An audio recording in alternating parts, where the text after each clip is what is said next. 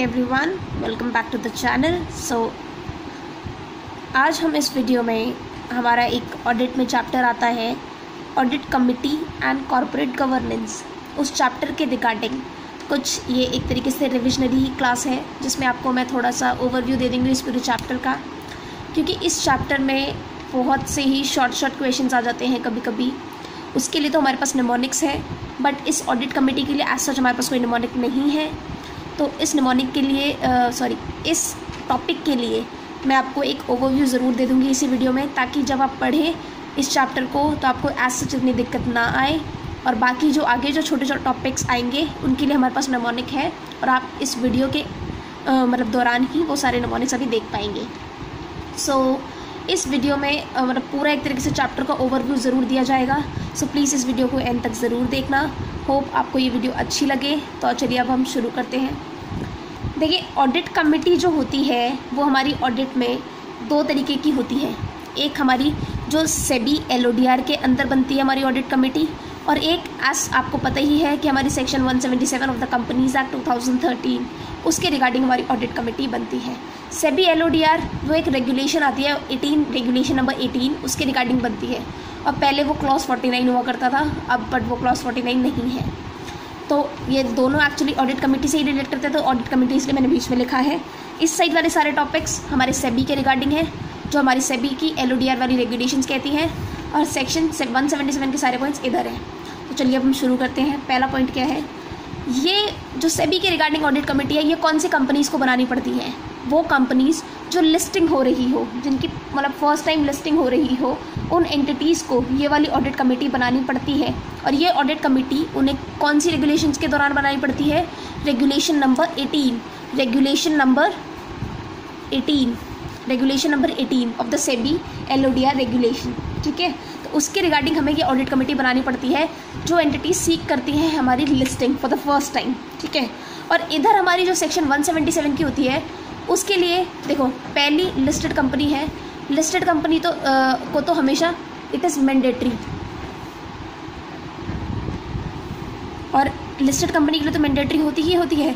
ये अदर जो हमारी पब्लिक कंपनीज़ हैं जो लिस्टेड नहीं होती, अनलिस्टेड पब्लिक कंपनीज़ होती हैं, तो वो अगर ये वाला क्राइटेरिया पूरा करती हैं तो उनको भी ये सेक्शन 177 की ऑडिट कमेटी बनानी पड़ती है। और ये क्राइटेरिया क्या है? दिस इज़ TLP, तारे लैंड पर, ऐसा सुरभि बंसल मैम हमें बताती थी, तो मुझे आज तक वही याद है। TLP दैट इज़ तारे लैंड पर, दैट इज़ टर्नओवर, लोन्स और paid up share capital. Turnover, loans और paid up share capital, TLP, turnover, loans, paid up share capital. अब टर्नओवर की लिमिट क्या है? देखो, आपको याद जब भी करना हो ना तो हमेशा ऐसे याद करना, T सबसे बड़ा, ये उससे छोटा, ये उससे छोटा। T इज़ हमारा 100 करोड़, मोर देन और इक्वल्स टू 100 करोड़, जिसकी भी टर्नओवर मोर देन और इक्वल्स टू 100 करोड़ होगी उसको ऑडिट कमेटी बनानी है। लोन्स 50 करोड़ से अगर ज़्यादा है, याद ज़रूर रखना, यहाँ पे इक्वल्स टू नहीं है हमारा, अगर एक्सीडिंग है 50 करोड़ से तब उसको बनाने हैं। अगर वो लोन्स, बोरोइंग, डिवेंचर्स या डिपॉजिट्स वगैरह उसके 50 करोड़ से ज़्यादा है तब। फिर है हमारा paid up capital. Paid up share capital हमारी अगर 10 करोड़ से एक्सीड करती है या फिर इक्वल्स टू 10 करोड़, तो आप देखना, देखो सबसे बड़ा जो हमारा टर्म था वो 100 ऊपर आया, फिर 50, फिर 10। ठीक है, तो आपको इससे इजीली याद हो जाएगा कि TLP, turnover, loans, paid up share capital, 100, 50, 10। ठीक है, तो आई होप कि आपको समझ आया हो। नेक्स्ट हमारा पॉइंट आता है दोनों के जो हमारे डिफरेंस है, तो उसमें हमारा पहला डिफरेंस आता है कि दोनों में हमारे मिनिमम 3 मेंबर्स रिक्वायर्ड होते हैं, कि कम से कम 3 मेंबर्स तो दोनों के अंदर होने ही चाहिए, इस वाली ऑडिट कमेटी में भी, इस वाली ऑडिट कमेटी में भी। बट एज आपको पता ही है कि सेबी थोड़ा ज़्यादा ही करता है इंडिपेंडेंस के रिगार्डिंग, तो यहाँ पे कम से कम 2/3 ऑफ द मेंबर्स जो हमारे होते हैं, 2/3 हमारे जो डायरेक्टर्स होते हैं वो इंडिपेंडेंट होने चाहिए। जो इस कमेटी के मेंबर्स जो होंगे वो इंडिपेंडेंट 2/3 होने चाहिए, 2/3। ठीक है, और यहाँ पे मेजॉरिटी होने चाहिए, मेजॉरिटी। यहाँ पे सबसे ज़्यादा इंडिपेंडेंस मानेंगे तो यहाँ पे 2/3 होने चाहिए, यहाँ पे मेजॉरिटी होनी चाहिए। अब यहाँ पे डिफरेंस आप ज़रूर समझिए, यहाँ पे जो मेंबर्स हैं वो फाइनेंशियल लिटरेट होने चाहिए। फाइनेंशियल लिटरेट उन्हें सब कुछ एक तरीके से फाइनेंशियली लिटरेट होने चाहिए सारे मेंबर्स, ऑल, इसलिए मैंने यहाँ पे सर्कल करा है, ऑल। यहाँ पे क्या है, मेजॉरिटी ऐसे होने चाहिए जो एबल हो रीड करने को और अंडरस्टैंड करने को फाइनेंशियल स्टेटमेंट्स को। किसको? फाइनेंशियल स्टेटमेंट्स को। तो कौन से, यहाँ पे देखो, यहाँ पे कम से कम तो नहीं, सारे ही मेंबर्स ऐसे होने चाहिए जो फाइनेंशियल लिटरेट हो, और यहाँ पे मेजॉरिटी माना है। ठीक है, तो देखो अब सेबी की जो हमारी ऑडिट कमेटी है वो थोड़ा ज़्यादा ही इंडिपेंडेंस के रिगार्डिंग है। ठीक है, यहाँ पे कम से कम एक मेंबर ऐसा होना चाहिए जिसको अकाउंटिंग और फाइनेंशियल मैनेजमेंट की एक्सपर्टीज़ होनी चाहिए। ऐसा यहाँ पे कोई रिक्वायरमेंट नहीं है। तो आई होप आपको ये दूसरा डिफरेंस समझ आया हो। पहला क्या था, किस किस को बनानी पड़ती है, दूसरा दोनों में 3 मेंबर्स चाहिए ही होते हैं, बट इधर इंडिपेंडेंस के लिए 2/3 चाहिए, इधर मेजॉरिटी चाहिए। इधर हमारे सारे मेंबर्स फाइनेंशियल लिटरेट होने चाहिए, यहाँ पे हमारे एबल होने चाहिए और रीड करने वाले होने चाहिए। यहाँ पे कम से कम एक पर्सन ऐसा होना चाहिए जो अकाउंटिंग और फाइनेंशियल मैनेजमेंट की एक्सपर्टीज रखता हो। ठीक है, थर्ड डिफरेंस आता है हमारा इन दोनों मतलब ऑडिट कमेटी के अंदर। थर्ड डिफरेंस है कि इसमें हमें कम से कम मिनिमम 4 बोर्ड मीटिंग्स रखनी होती है, मिनिमम 4 बोर्ड मीटिंग्स रखनी होती है, जबकि इधर एज सच नो रिक्वायरमेंट कि कितनी बोर्ड मीटिंग्स हमें रखनी होती है या कुछ भी। तो यहाँ पे एज सच कोई रिक्वायरमेंट नहीं है। अगर आप कंपनीज एक्ट से कंपेयर करेंगे तो एक तरीके से वो वाली बोर्ड मीटिंग्स है कि मतलब जो मतलब डायरेक्टर्स की होती है, पर ये कमेटी की मीटिंग्स की बात हो रही है, तो वहाँ यहाँ पे आप वो वाले प्रोविजंस नहीं लगा सकते अपने लॉ वाले। ठीक है, तो यहाँ पे तो स्पेसिफिकली लिखा हुआ है कि कम से कम 4 मीटिंग तो होनी ही चाहिए और मैक्सिमम गैप 4 महीने होना चाहिए। अगर आप कंपेयर करना चाह रहे हैं अपने कंपनी लॉ से, तो कंपनी लॉ में क्या होता है, 120 डेज़ का मैक्सिमम गैप होता है मतलब बोर्ड मीटिंग्स के अंदर। तो 120 डेज़ को अगर आप मतलब मोटा मोटा देखोगे तो वो 4 महीने ही होते हैं, पर वहाँ पे ऐसा डेज़ के हिसाब से बताया हुआ है हमारे कंपनी लॉ में। यहाँ पे 4 मंथ स्पेसिफिकली बता दिया गया है, तो आप इससे रिलेट कर आप इसको याद रख सकते हैं कि यहाँ पे 4 मंथ्स बताया हुआ है। ठीक है, नेक्स्ट वहाँ पे भी कोरम हमारी कंपनीज एक्ट में जब आप अपना डायरेक्टर्स का चैप्टर पढ़ेंगे, डायरेक्टर्स के लिए मीटिंग्स वाला चैप्टर पढ़ेंगे, तो उसमें भी कोरम 1/3 होती है या फिर 2 मेंबर्स होते हैं, जो भी हायर होते हैं 1/3 या फिर 2 मेंबर्स। यहाँ पे एज सच कोई रिक्वायरमेंट नहीं है कोरम की भी, क्योंकि यहाँ पे मीटिंग्स के बारे में ही नहीं जब बताया, तो यहाँ पे कोरम के बारे में भी कुछ नहीं बताया। और यहाँ पे जो मैंने आपको बताया कि 1/3 या फिर 2 हायर जो भी होंगे वो, but minimum 2 independent directors present होने चाहिए मतलब हमारी मीटिंग्स में। Minimum 2 members are required to be present in the meeting. तो हमारे 3 डिफरेंस हो चुके हैं, 3 तो नहीं 4 हो चुके हैं। पहला बोर्ड मीटिंग वाला, फिर ये हमारा कोरम का भी हो चुका है। नेक्स्ट आता है हमारा कि यहाँ पे जो होता है 1 मिनट, तो यहाँ पे देखो यहाँ पे मैंने क्या पॉइंट लिखा है, हेयर दे मे इनवाइट, मे, इस पॉइंट को ज़रूर आप याद रखें, मे इनवाइट, मे मतलब इनका कोई ऐसा राइट नहीं है कि ये बुलाना ही बुलाना है। किसको बुलाना है, देखो here they may invite internal auditor, head of finance, statutory auditor का रिप्रेजेंटेटिव। ठीक है, बट नो राइट हेयर, इनका पास कोई राइट नहीं है इस चीज़ का, मतलब कि हाँ भाई हमें मीटिंग्स में बुलाओ ही बुलाओ। इनकी मर्जी है, ये बुलाना चाहते हैं तो बुला लेंगे, नहीं बुलाना चाहते तो वो नहीं बुलाएंगे। बट हमारी जो कंपनी एक्ट के हिसाब से जो हमारी ऑडिट कमेटी बनती है, उसमें हमारे ऑडिटर का और केएमपी का राइट होता है to be heard in the meeting जहाँ पे भी ऑडिटर रिपोर्ट कंसिडर करी जा रही हो। कौन सी मीटिंग, जहाँ पे ऑडिटर रिपोर्ट कंसिडर करी जा रही हो। ठीक है, और क्या कहते हैं, बट उनका राइट वोट नहीं, मतलब राइट टू वोट नहीं होता, सिर्फ राइट टू बी हर्ड होता है। ठीक है, बट यहाँ पे क्या है, उनको बुला सकते हैं अगर उनकी मर्जी हुई। यहाँ पे क्या होता है, बुलाना ही पड़ेगा जब भी ऑडिटर रिपोर्ट कंसिडर करी जाएगी। ठीक है, नेक्स्ट हमारा पॉइंट आता है कि जो कंपनी का सेक्रेटरी होता है, कंपनी का जो सेक्रेटरी होता है वो एक्ट करता है इस मतलब कमेटी, जो हमारी बोर्ड मीटिंग कमेटी की जो मीटिंग्स होती हैं उसमें जो हमारा कंपनी का जो सेक्रेटरी होता है वो एक्ट करता है as secretary of the committee. ठीक है, बट यहाँ पे एज सच कुछ नहीं लिखा कि इस कमेटी का सेक्रेटरी कौन होगा कौन नहीं होगा, बट यहाँ पे इन्होंने स्पेसिफिकली मेंशन कर दिया कि हमारा जो कंपनी सेक्रेटरी होता है वो एक्ट करेगा एज सेक्रेटरी। ठीक है, फिर आया यहाँ पे जो हमारा चेयरपर्सन होता है वो अटेंड करेगा एजीएम, हमेशा सारी एजीएम वो अटेंड करेगा ताकि वो शेयर होल्डर्स की क्वेरीज को मतलब सुलझा सके। बट यहाँ पर एज सच कोई रिक्वायरमेंट नहीं है कि वो सारी एजीएम्स को मतलब अटेंड करेगा ही करेगा। नेक्स्ट आया कि यहाँ पे देखो नो सच रेफरेंस किस लिए, अब यहाँ वाला पॉइंट हम पढ़ते हैं कि यहाँ पे हमारी जो ऑडिट कमेटी की कंपोजिशन होती है कि कितने मेंबर्स हैं, कितने इंडिपेंडेंट डायरेक्टर्स हैं। और ठीक है, अगर आपने ये वाला पॉइंट तो आप देखो, recommendation not accepted with reason. आप जब अपना ऑडिट एंड ऑडिटर्स का चैप्टर पढ़ेंगे तो कई बारी ना जब ऑडिटर्स की या फिर उनकी अपॉइंटमेंट के रिगार्डिंग ना हमारी ऑडिट कमेटी कुछ रिकमेंडेशंस करती है बोर्ड को, और बोर्ड अगर कभी कभार उनकी रिकमेंडेशंस को नहीं मानता है तो उनको वो रीजंस अपनी बोर्ड रिपोर्ट में लिखने पड़ते हैं, वो रीजंस अपनी बोर्ड रिपोर्ट में लिखने पड़ते हैं। तो उनको अगर हमारी कंपनीज एक्ट वाली सेक्शन 177 वाली ऑडिट कमेटी बन रही है तो उसका कॉम्पोजिशन कि कौन कौन मेंबर्स हैं, क्या क्या है हिसाब पूरा वो, और अगर कभी उनके रिकमेंडेशंस को नहीं माना है तो उसके रीजंस के साथ अपनी बोर्ड रिपोर्ट में मेंशन करना होता है। बट यहाँ पे जो हमारी सेबी के रिगार्डिंग होती है एज सच इन्हें बोर्ड रिपोर्ट में मेंशन करने की कोई मतलब रिक्वायरमेंट मुझे तो नहीं दिखी, बाकी आपको दिख जाए तो आप देख लेना। तो ये हमारा डिफरेंस था ऑडिट कमेटी के रिगार्डिंग जो हमारी थी सेबी के हिसाब से और हमारी सेक्शन 177 के हिसाब से। अगर आपको इस ऑडिट कमेटी के पावर्स और फंक्शंस के निमोनिक्स चाहिए तो मेरे ही एक फ्रेंड ने एक वीडियो बनाई है जो मतलब मुझे तो उसकी वीडियो बहुत ही अच्छी लगी क्योंकि उसने निमोनिक्स बनाए हुए थे पर मैंने इसके निमोनिक्स नहीं बनाए हुए थे। तो अगर आपको इस ऑडिट कमेटी के रिगार्डिंग मतलब इस ऑडिट कमेटी के रिगार्डिंग जब आप बुक में देखेंगे ना तो इसके ये तो हमारी मतलब किन किन को बनानी है ये तो उसके लिए हो गया, बट इस ऑडिट कमेटी के कुछ पावर्स और फंक्शंस होते हैं जो दोनों में ऑलमोस्ट सेम ही होते हैं, बट इसमें कुछ एडिशंस और होती हैं तो आप बुक से रेफर कर लेना।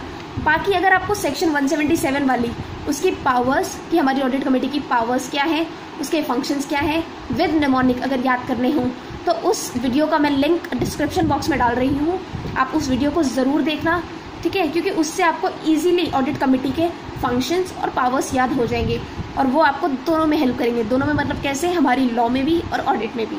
तो चलिए अब हम अपना नेक्स्ट क्वेश्चन करते हैं। So now we are going to cover a very important question in this chapter. State the mandatory review areas of the audit committee.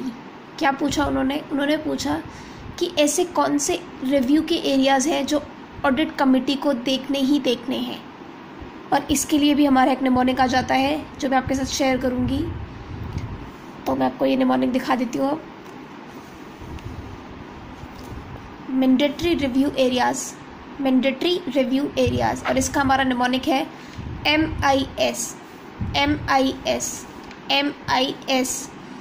हर एक पॉइंट के 2 पॉइंट्स हैं, तो अब हम देखते हैं कि पहला पॉइंट हमारा क्या है। पहला पॉइंट है हमारा management discussion and analysis of financial condition and result of operations. मैं आपको अभी बुक से भी दिखाती हूँ ये सारे पॉइंट्स। अभी आप एक बार निमोनिक समझ लीजिए।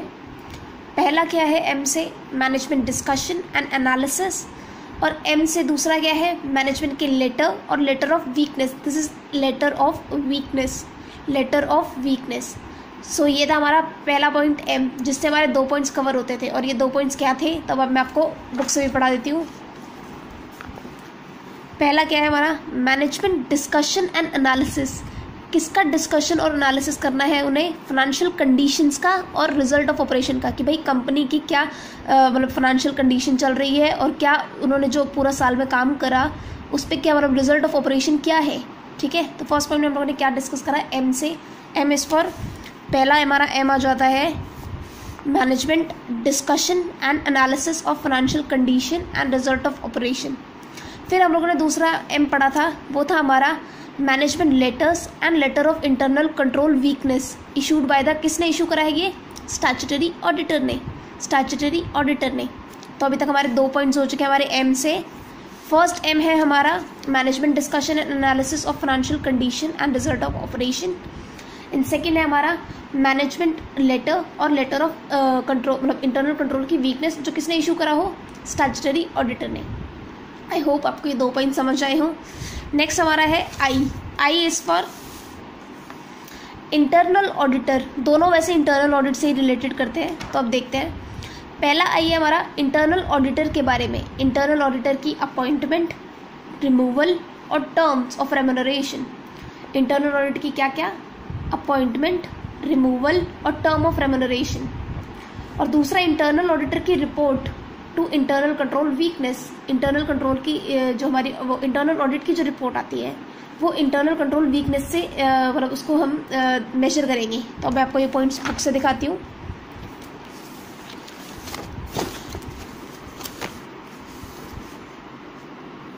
आई होप आपको ये दिख पा रहे हो।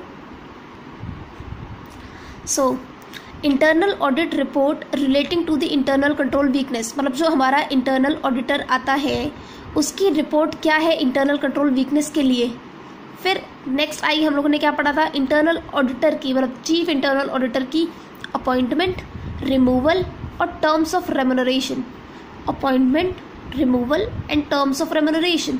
तो 2 पॉइंट्स हमारे आई से कवर हो गए, ठीक है। अब हमारा आता है आखिरी एस। हमारा निमोनिक क्या था, MIS। एम से हमारे 2 पॉइंट्स हुए, वो क्या क्या थे, मैनेजमेंट की डिस्कशन और एनालिसिस, किसका, फाइनेंशियल कंडीशन का और रिजल्ट ऑफ ऑपरेशंस का। और दूसरा हमारा एम क्या था, दूसरा हमारा एम था मैनेजमेंट के जो हमारे वो लेटर्स होते हैं और लेटर ऑफ वीकनेसेस, ठीक है। फिर आया हमारा आई से 2, आई से हमारे 2 पॉइंट्स क्या आए, इंटरनल ऑडिटर की अपॉइंटमेंट, रिमूवल और टर्म्स ऑफ रेम्यूनरेशन। और एम से आई से फिर आया हमारा इंटरनल ऑडिटर की report to the internal control weakness. Next is statement of deviation, S बचा था, तो S is statement of deviation. Statement of deviation कौन सी, 2 तरीके की। स्टेटमेंट ऑफ डेविएशन कैसी, 2 तरीके की, एक है क्वार्टरली स्टेटमेंट और दूसरी है एनुअल स्टेटमेंट। क्वार्टरली स्टेटमेंट और दूसरी हमारी एनुअल स्टेटमेंट। तो अब इसका पॉइंट मैं आपको दिखाती हूँ। क्वार्टरली स्टेटमेंट ऑफ डेविएशन, हम पॉइंट क्या पढ़ रहे हैं, स्टेटमेंट ऑफ डेविएशन। तो पहले उन्होंने क्या बोला, quarterly statement of deviation including, किसकी इंक्लूडिंग कर रहे हैं, रिपोर्ट ये कर रहे हैं कोई भी मॉनिटरिंग एजेंसी अगर एप्लीकेबल थी, मतलब थी अगर उनके पास, तो उसकी रिपोर्ट भी वो सबमिट करेंगे किसको, स्टॉक एक्सचेंज को, okay. Next is annual statement. Annual statement, पहली स्टेटमेंट कैसी थी, क्या, क्वार्टरली स्टेटमेंट। नेक्स्ट इज हमारी annual statement. Annual statement of funds, अगर कोई फंड्स जो हम लोगों ने ऑफर डॉक्यूमेंट में बोले थे कि हम इस चीज़ के लिए यूज़ करेंगे, बट उसे हम लोगों ने किसी और पर्पज़ के लिए यूज़ कर लिया, तो उसकी एनुअल स्टेटमेंट हमें देनी है, जो फंड्स हम लोगों ने यूटिलाइज कर लिए for purpose other than those stated in the offer document. तो आई होप ये वाला क्वेश्चन आपको समझ आया हो। ये क्वेश्चन रिलेट करता था मैंडेटरी रिव्यू एरियाज, नाम से आपको दिख रहा होगा मैंडेटरी रिव्यू एरियाज। और ये क्वेश्चन बहुत ही इंपॉर्टेंट है क्योंकि ये एक बार एग्जाम में आ चुका है 4 मार्क्स के लिए, ठीक है। तो इस चैप्टर में से ये तो एक बहुत ही इंपॉर्टेंट क्वेश्चन है, आप देख भी सकते हैं, अपने PM से भी देख सकते हैं इसे। तो इसका निमोनिक क्या था हमारा, MIS। एम से हमारा management discussion and analysis, management letter of weakness. I से हमारे 2 पॉइंट्स आ गए थे, इंटरनल ऑडिटर की अपॉइंटमेंट, रिमूवल और टर्म्स ऑफ रेम्यूनरेशन। फिर आया था हमारा internal audit report to internal control weakness. फिर हमारा एंड में आया एस, स्टेटमेंट ऑफ डेविएशन। इससे भी 2 पॉइंट्स आ जाते हैं, एक हमारी क्वार्टरली स्टेटमेंट ऑफ डेविएशन और एक हमारी एनुअल स्टेटमेंट। तो नेक्स्ट हमारा ये क्वेश्चन आता है content of management discussion and analysis. ये भी क्वेश्चन बहुत ही इंपॉर्टेंट है, बहुत ही ज़्यादा। इसमें इस क्वेश्चन में ये पूछ के रहा है कि ऐसे कौन से कंटेंट हैं जो मैनेजमेंट की जो डिस्कशन और एनालिसिस रिपोर्ट होती है उसके अंदर लिखे जाते हैं। सो इसका भी एक हमारे पास निमोनिक है, पर वो निमोनिक थोड़ा सा अजीबोगरीब सा है, तो प्लीज़ उसको समझ लेना जैसे भी आपको समझ आए, क्योंकि उसी से आपको ये सारे पॉइंट्स रिवाइज हो जाएंगे। सो मैं अब आपको ये निमोनिक भी दिखा देती हूँ। निमोनिक है हमारा डिसओहियो। आई नो ये थोड़ा सा अजीबोगरीब सा है, बट इससे आपको ज़रूर याद हो जाएगा, डिसओहियो। सो अब हम समझते हैं क्या है इसका। देखो, D is for discussion on performance with respect to the operational performance, ठीक है। Discussion of financial performance with respect to the operational performance. ये देखो आपके साथ बुक के साथ साथ मैं आपको कोरिलेट कराती हूँ। Discussion on financial performance with respect to the operational performance. Discussion किसका, फाइनेंशियल परफॉर्मेंस का, with respect to the operational performance, okay. So next I is for internal control system और इसकी एडुकेसी क्या है। इंटरनल कंट्रोल सिस्टम और इसकी adequacy क्या है। Internal control system and their adequacy, क्या वो पर्याप्त मात्रा में है, पूरी तरीके से है जितना कंपनी के लिए होने चाहिए। इंटरनल कंट्रोल सिस्टम वो सही से काम कर रहे हैं, उनकी एडुकेसी सही है या नहीं है। तो ये कंटेंट में ज़रूर होना चाहिए मैनेजमेंट डिस्कशन और एनालिसिस की रिपोर्ट में। तो हमारे तक अभी तक 2 पॉइंट हो चुके हैं, डिस्कशन और नेक्स्ट इज हमारा इंटरनल कंट्रोल सिस्टम और उनकी एडुकेसी। नेक्स्ट इज एस से है हमारा सेगमेंट वाइज और product wise performance. Segment wise and product wise performance, this Ohio. D से हमारा डिस्कशन ऑन परफॉर्मेंस। आई से हमारा इंटरनल कंट्रोल सिस्टम और उसकी एडुकेसी। और एस से हमारा सेगमेंट वाइज और product wise performance, segment wise and product wise performance, ठीक है। नेक्स्ट है O is for outlook, O is for outlook, O is for outlook, H is for human resource. Human resource देखो, development in the human resource, material development in the human resource. और आपको पता ही है human resource है तो एक point आप इसके साथ साथ और जोड़ लोगे कि ह्यूमन रिसोर्स में बंदों को एम्प्लॉय करते हैं, तो ये देख लो including number of people employed, तो आपको इससे पॉइंट इजीली याद हो जाएगा। देखो क्या मटीरियल डेवलपमेंट्स किस में, ह्यूमन रिसोर्स में, फिर industrial relation front including number of people employed, कितने नंबर ऑफ पीपल एम्प्लॉय करे गए हैं। ओके सो नेक्स्ट, अभी तक हमारे कितने पॉइंट हो गए हैं, दिस ओहियो में से डी हमारा हो गया डिस्कशन, आई से हमारा हो गया इंटरनल कंट्रोल और उसकी एडुकेसी, एस से हमारा हो गया सेगमेंट वाइज और प्रोडक्ट वाइज परफॉर्मेंस, फिर ओ से हमारा हो गया आउटलुक, एच से हो गया हमारा human resource. Next is Ohio का I, I is industry structure and development, industry structure और डेवलपमेंट, industry structure and development. Next is O opportunity and threat, opportunities and threats, ठीक है। देखो अपॉर्चुनिटीज एंड थ्रेट्स, सो ये 7 पॉइंट्स हैं जिसका हमारा निमोनिक है दिस ओहियो, दिस ओहियो, हाँ ये वही है दिस ओहियो, ठीक है। सो आई नो ये थोड़ा सा निमोनिक अजीब सा है बट आपको याद जरूर हो जाएगा, जरूर हो जाएगा। तो ये एक बहुत ही इंपॉर्टेंट क्वेश्चन है ये भी। कंटेंट ऑफ मैनेजमेंट डिस्कशन और एनालिसिस, क्या उनकी मैनेजमेंट डिस्कशन और एनालिसिस की रिपोर्ट में क्या कंटेंट होने चाहिए, दिस ओहियो डिस्कशन होना चाहिए, इंटरनल कंट्रोल के ऊपर बात होनी चाहिए, सेगमेंट वाइज और प्रोडक्ट वाइज हमारी रिपोर्टिंग होनी चाहिए, आउटलुक, फिर हमारा ह्यूमन रिसोर्स में हमारी मटीरियल डेवलपमेंट होनी चाहिए, इंडस्ट्री का स्ट्रक्चर और डेवलपमेंट और अपॉर्चुनिटीज और थ्रेट्स। हाँ जी, फिर हमारा एक नेक्स्ट क्वेश्चन आता है जिसमें पूछा जाता है कि right a short note on CEO और CFO सर्टिफिकेशन। मैं भी आपको ये क्वेश्चन भी दिखाती हूँ। सो आप पहले इसका निमोनिक जान लीजिए। एक्चुअली इस क्वेश्चन में पूछा क्या जा रहा है, पूछा जा रहा है कि जब CEO और CFO हमारे सर्टिफिकेशन देंगे तो उसमें मतलब वो क्या क्या लिखेंगे, उनके क्या क्या फंक्शंस होंगे, तो वो सर्टिफाई करेंगे इन चीज़ों के लिए। तो मैं आपको पहले क्वेश्चन दिखाती हूँ। ये है हमारा question, write a short note on CEO और CFO certification to the board. जब हमारे CEO और CFO सर्टिफिकेशन देते हैं बोर्ड को तो वो क्या क्या मतलब उस सर्टिफिकेट में लिखेंगे, उस रिगार्डिंग का ये क्वेश्चन है। तो इस क्वेश्चन को अब हम ज़रूर समझते हैं कि क्या बोल रहा है ये। CEO CFO certification to the board, regulation 17(8) of SEBI LODR regulation 2015 requires, ये रेगुलेशन रिक्वायर करती है कि CEO और CFO को प्रोवाइड करना है एक compliance certificate to the board that, क्या कर लिया हो उन्होंने। अब उसके लिए हम निमोनिक समझते हैं। पहले तो सर्टिफिकेशन की बात हो रही है तो हमारा निमोनिक है सर्टिफ, सर्टिफ, क्योंकि इससे सर्टिफिकेशन से आपको याद रहेगा कि इसका निमोनिक क्या है, सर्टिफ, ठीक है, CRTIF, सर्टिफ। तो देखो सबसे पहला क्या है हमारा, C से चेंजेस बताने हैं, चेंजेस बताने हैं। चेंजेस किस में बताने हैं, अकाउंटिंग पॉलिसी में और इंटरनल कंट्रोल में। किस में बताने हैं, अकाउंटिंग पॉलिसीज़ में क्या क्या चेंज हुआ है और हमारी इंटरनल कंट्रोल में क्या क्या चेंज हुआ है। मैं आपको भी ये पॉइंट दिखाती हूँ बुक से।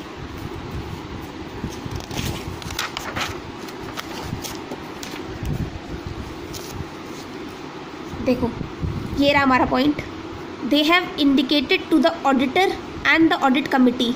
किसको इन्होंने इंडिकेट कर दिया हो, ऑडिटर्स को और ऑडिट कमिटी को, क्या, significant changes in the internal control.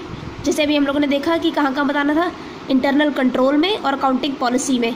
तो देखो दोनों पॉइंट आपको दिख जाएंगे, significant changes in the internal control और significant changes in the accounting policy. I hope ये आपको समझ आया हो। चेंजेस बताने हैं, सी से था क्या हमारा, चेंजेस बताने, और चेंजेस किस किस में बताने हैं, चेंजेस बताने हमारे इंटरनल कंट्रोल में और अकाउंटिंग पॉलिसीज़ में। ओके, सो नेक्स्ट पॉइंट हमारा है आर।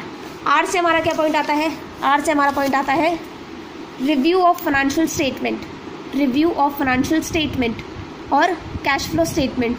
रिव्यू करना है फाइनेंशियल स्टेटमेंट को और कैश फ्लो स्टेटमेंट को, और उसमें भी क्या रिव्यू करके बताएंगे, ये बताएंगे कि उन्होंने कुछ भी ऐसा मटेरियल मिसस्टेटमेंट नहीं देखी है, और टुगेदर क्या, फाइनेंशियल स्टेटमेंट और कैश फ्लो स्टेटमेंट प्रेजेंट करते हैं ट्रू एंड फेयर व्यू। क्या प्रेजेंट करते हैं, ट्रू एंड फेयर व्यू। अभी आपको बुक से दिखाती हूँ मैं। आर से हमारा क्या आया, आर से हमारा आया रिव्यू। रिव्यू करेंगे किसको, फाइनेंशियल स्टेटमेंट को और कैश फ्लो स्टेटमेंट को। और इसमें हमारे 2 पॉइंट्स मैंने बताए थे कि हमने कुछ भी ऐसा मटेरियल मिसस्टेटेड नहीं देखा और टुगेदर वो प्रेजेंट करते हैं ट्रू एंड फेयर व्यू। तो अब हम दोनों पॉइंट्स पढ़ते हैं, देखो आप। They have reviewed the financial statement and the cash flow statement for the year and that to the best of their knowledge. ये तो आपको रट ही चुका होगा, क्योंकि ऑडिटर हमेशा यही कहता है कि भाई मेरी नॉलेज और बिलीफ के हिसाब से जो हमारी ये फाइनेंशियल स्टेटमेंट है, इसमें कुछ भी मुझे ऐसा नहीं मिला जो मटेरियल में स्टेटमेंट था, और ये प्रेजेंट करती है ट्रू एंड फेयर व्यू।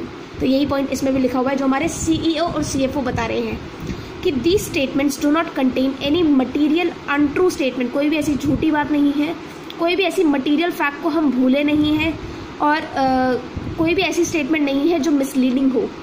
ठीक है, तो पहला उन्होंने क्या बताया, कुछ भी ऐसा नहीं है जो मटीरियल मतलब मिस स्टेटमेंट है। और सेकेंड पॉइंट क्या था कि टुगेदर ये प्रेजेंट करते हैं true and fair view. Together कौन कौन, फाइनेंशियल स्टेटमेंट और कैश फ्लो स्टेटमेंट। अब ये पॉइंट मैं आपको दिखाती हूँ। सो सेकेंड पॉइंट ये रहा हमारा, these statements together present a true and fair view of the company's affairs and are in the compliance with the existing accounting standards applicable law और रेगुलेशन। कि ये statement true and fair view बताती हैं और compliance करती हैं accounting standards का और हमारे एप्लीकेबल लॉ का जो भी उस कंपनी पर लगते हैं। तो अभी तक हमारे कितने पॉइंट्स हो चुके हैं, 2 पॉइंट्स हो चुके हैं। सी आर, सी से हम लोगों ने चेंजेस बताए थे अकाउंटिंग पॉलिसी में और इंटरनल कंट्रोल में। फिर हम लोगों ने रिव्यू करा फाइनेंशियल स्टेटमेंट का और कैश फ्लो स्टेटमेंट का, और उसमें क्या बताया, उसमें हम लोगों ने बताया कि कुछ भी ऐसा मटीरियल मिसस्टेटेड नहीं है और वो टुगेदर प्रेजेंट करते हैं ट्रू एंड फेयर व्यू। अब आया हमारा टी, सर टिफ है ना हमारा वो निमोनिक, तो टी आया। टी से क्या है, ट्रांजैक्शन नॉट वॉयलेटिव। कोई भी ऐसी ट्रांजैक्शन नहीं है जो वॉयलेटिव हो, मतलब no transaction, this is transaction. कोई भी इलीगल या फिर फ्रॉडुलेंट ट्रांजैक्शन नहीं है, फ्रॉडुलेंट ट्रांजैक्शन नहीं है। तो अब इसको हम बुक से देखते हैं। There are no transaction entered that are fraudulent, illegal and violative of the company's code of conduct. कोई भी ऐसी ट्रांजैक्शन नहीं है जो कंपनी के कोड ऑफ कंडक्ट के मतलब इलीगल है या फिर फ्रॉडुलेंट है या फिर वॉयलेटिव है। ठीक है, फिर हमारा नेक्स्ट निमोनिक में आया क्या, आई आया। आई से हमारा क्या पॉइंट आया, आई से हमारा आया इंटरनल कंट्रोल। इंटरनल कंट्रोल कि वो एक्सेप्ट करते हैं responsibility with respect to the financial statement, कि फाइनेंशियल स्टेटमेंट्स को बनाने के लिए जो भी इंटरनल कंट्रोल्स या फिर उसकी मेंटेनेंस की ज़रूरत है वो उस रिस्पॉन्सिबिलिटीज़ को अपनी मानते हैं। तो अब ये पॉइंट हम बुक से देखते हैं। तो देखिए बुक से हमारा पॉइंट आ जाता है, they accept responsibility for establishing and maintaining the internal control with respect to the financial reporting. वो अपनी इस रिस्पॉन्सिबिलिटी को मानते हैं और क्या मानते हैं, इस्टेब्लिश करने के लिए और मेंटेन करने के लिए internal control with respect to the financial reporting. Financial reporting के रिगार्डिंग इस्टेब्लिशमेंट और मेंटेनेंस करने के लिए आईसी वो अपनी रिस्पॉन्सिबिलिटी मानते हैं।